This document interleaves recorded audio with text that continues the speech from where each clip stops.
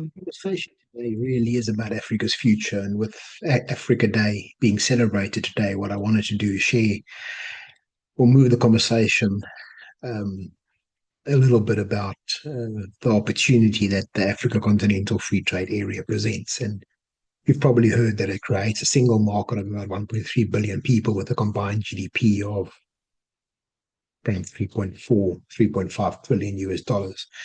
And those numbers are huge.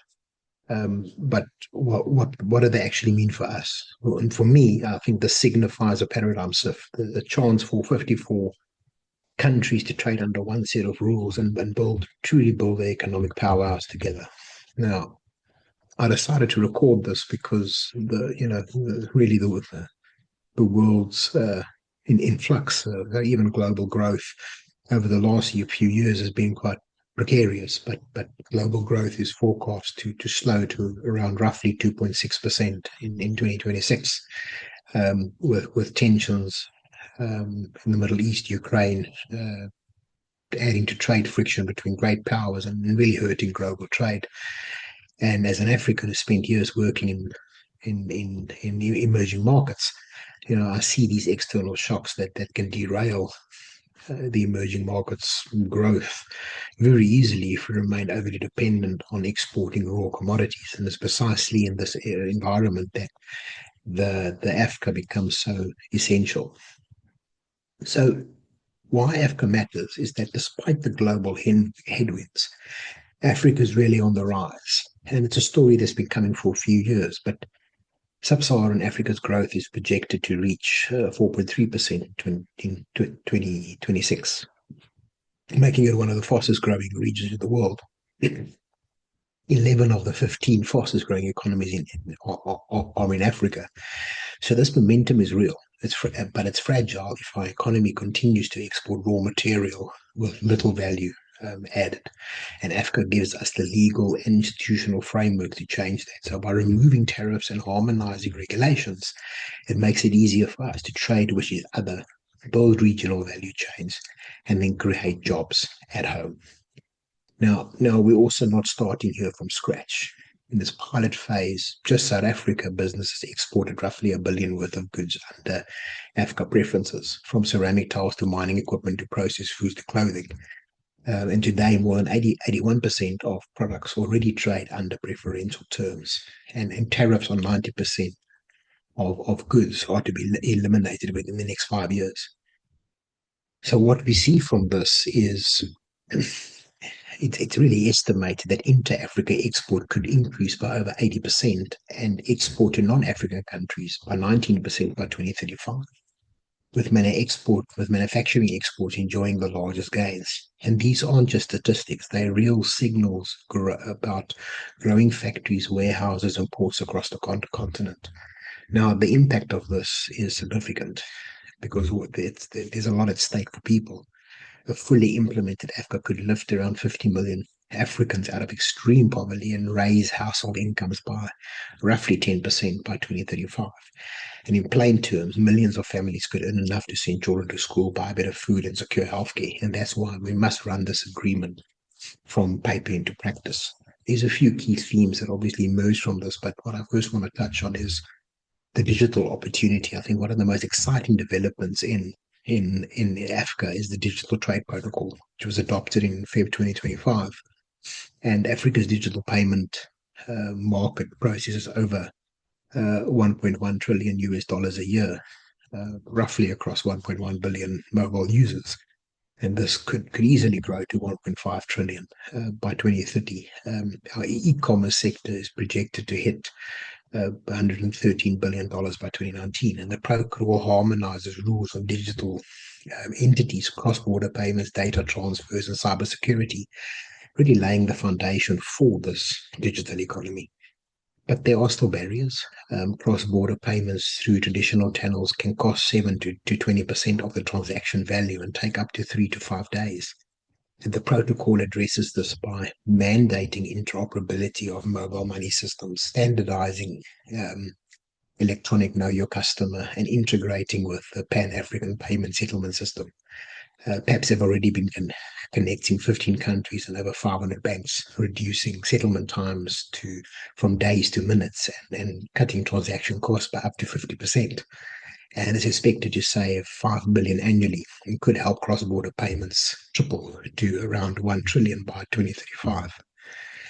So within this context around digital, what should companies really be doing? Well, the opportunity here is firstly to embrace the digital payments, partner with fintechs and integrate systems like PEPs, using interoperable mobile wallets to reduce cost and speed up cash flow. Participate in e-commerce. Africa's e-commerce user base could reach 500 million by 2025.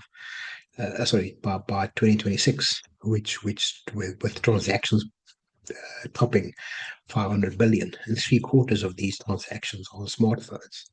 So that means designing mobile-friendly platforms, ensuring reliable delivery, and accepting digital payments is crucial.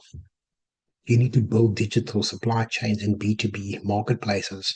Platforms that already exist connect manufacturers to verify suppliers, handling, sourcing, logistics, and payments all in one place. So getting involved um, lowers procurement costs and expanding your supply network. And finally, focus on inclusion and also security. The protocol requires government to ensure that micro, small, and medium enterprises, women, youth, and rural communities can benefit, while also highlighting the need for much stronger data protection and cyber security. So businesses need to invest in this inclusive design, robust security that will build trust and being able to enhance most reaching these or tapping these new markets. We mentioned earlier that manufacturing is key. So yes, digital opportunities are important, but we still need factories, warehouses, trucks. Historically, Africa has been integrated into global supply chains mainly as an exporter of raw material. Africa can change that by encouraging the formation of regional manufacturing clusters. So removing tariffs and non-tariff barriers allows companies to source parts and inputs from neighboring countries and build cross-border supply networks. What that could look like by 2035, intra-Africa manufacturing export could more than double, rising by 110%. So firms are already partnering across borders. Chinese investors have turned Ethiopia into a textile hub and increasing sourcing material locally. In North Africa, Morocco has become a regional automotive hub thanks to the proximity to Europe. Stable politics and strong logistics. Global car makers like PSA have set up plants there. Some European manufacturers are also nearshoring production to Morocco and Tunisia, creating opportunities for African suppliers. Of course, logistics matter. The explosion of e-commerce and intra-Africa trade requires efficient warehousing and last-mile delivery. Mauritius ranks one of the highest e-commerce indexes in sub-Saharan Africa and is poised to become a regional distribution hub. Companies in logistics need to invest in fulfillment centers, digital tracking, transportation network. Retailers should partner with reliable logistics providers to ultimately keep their customers happy through delivery. Quality and standards are also critical. The rules of origin, product standards, and certification can be very complex, but investing in compliance pays off. It opens access to African markets and enhances global competitiveness. The businesses need to also engage with government to streamline customs processes and remove these non-tariff barriers. So harmonizing standards could yield much larger gains than tariff removal alone. Of course, a natural flow from this, likely as we can see, is that all of this depends on infrastructure. The Africa Development Bank estimates that closing the continent's infrastructure gap will require more than $100 billion a year. And many of our transport networks were built in colonial times to extract resources. Today, inadequate roads, rail, ports, power grids, broadband network raise costs and slow down this trade. And it's only really South Africa that made it into the top 50 of World Logistic Performance Index. So governments and businesses have to prioritize trade-related infrastructure. Governments need to coordinate large investments into transport corridors, energy systems, often through public-private partnerships. And year two, business shouldn't sit back and wait. Investing in private warehousing, renewable power, digital logistics platforms can pay off quickly. Technology like satellite tracking, route optimization can mitigate some infrastructure gaps, but they aren't a substitute for road and rail. Because so companies should engage with their regional bodies, African Union, Africa Secretariat, to ensure infrastructure projects support cross-border trade. Um, Definitely also lobbying for completion of some key corridors and transnational rail lines that will benefit everyone. We touched on this earlier, but with digital transformation, but inclusivity is important. The promise of AfCFTA isn't just a macroeconomic one, but it's deeply human.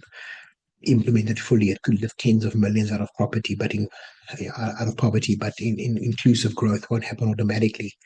So the digital protocol explicitly calls for participation of micro, small, medium enterprises, women, youth, rural communities.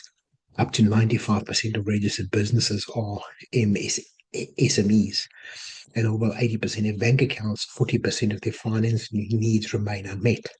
And here's where that can change. Governments should invest in vocational training, digital literacy. Companies also offer apprenticeships and mentorships, training small suppliers to meet quality standards, uh, build reliable local supply chains. And of course, access to finance is critical. You have your innovative digital banks like Time Bank, etc. Um, and this shows how AI-driven scoring and digital entities can extend credit. Government can create credit guarantee schemes that invest in digital ID systems, while companies can partner with fintechs to offer supply chain finance and micro loans. We also need the support to support women and youth, and there's platforms out there also already doing that. And large companies can source from these platforms, giving access to SMEs, youth, women, owned businesses, access to global players. And this is where access to platforms, but also government programs around grants and training can help. At the same time, of course, investors and businesses should adopt environmental and social and governance principles to ensure that growth benefits communities and planet. Now, none of this work will comes without leadership and policy certainty. So government have to harmonize regulation, reduce corruption, and enforce contracts. Public champions of AfCFTA should align ministries around these agreement goals when investors see predictable policies and constitutional stability, they're more willing to commit capital to long-term projects. Regional institutions like Africa Secretariat, the African Union, must coordinate and implement and resolve disputes. Outstanding issues like liberalization and investment protocols need to be finalized. Without leadership at that level, integration will stall. That said, a lot of power is also in our hands. For businesses is to adopt a regional mindset, stop seeing Africa as 54 separate market, to think about building cross-border teams and partnerships, investing in logistics and infrastructure, even privately, while advocating for public investment. We have to build resilient supply chains by sourcing locally and helping suppliers meet standards. We have to embrace digital platforms, from payment to e-commerce to marketplaces, and use them for compliance and market intelligence to inform our further decisions. People is important. Develop talent by training staff in manufacturing, digital skills, quality management, mentoring young entrepreneurs. Africa's got a young population, rising middle class, huge opportunity, but only if education happens. We have to engage in policy and advocacy, pushing for the harmonization, share success stories, and champion ESG and inclusion, embedding sustainability and diversity into our operation. So on Africa Day, I think Africa is not a magic wand. It's a platform. It gives us opportunity to build an economic engine capable of withstanding global turbulence. The world may be slowing down, but Africa is poised for growth if we act.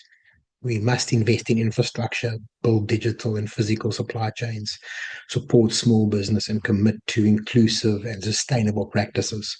So the promise of Africa isn't about waiting for opportunity, but it's about creating it. It's about turning our youthful energy into industrial strength and um, um, mobilizing mobile adoption into digital leadership, and really our diversity into unity.